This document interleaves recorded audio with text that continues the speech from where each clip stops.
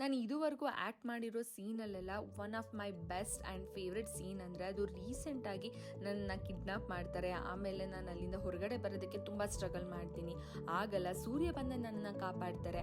ಅದಾದಮೇಲೆ ಮತ್ತೆ ನಾನು ಕಂಪ್ಲೀಟ್ ಮಳೇಲಿ ನೆನ್ಕೊಂಡು ಹೋಗ್ತೀನಿ. ಸೊ ಈ ಥರ ಆಯಿತು. ಇದು ನನ್ನ ಫೇವ್ರೆಟ್. ಈ ಮಳೆಯಲ್ಲಿ ಮತ್ತು ಆ ಕೋಲ್ಡಲ್ಲಿ ನಾನು ಸೀನ್ ಮಾಡಿದ್ರು ಆಫ್ಟರ್ ಎಲ್ಲ ಕಂಪ್ಲೀಟ್ ಆದಮೇಲೆ ನನ್ನ ಮೇಕಪ್ ಹಾಗೆ ಇತ್ತು.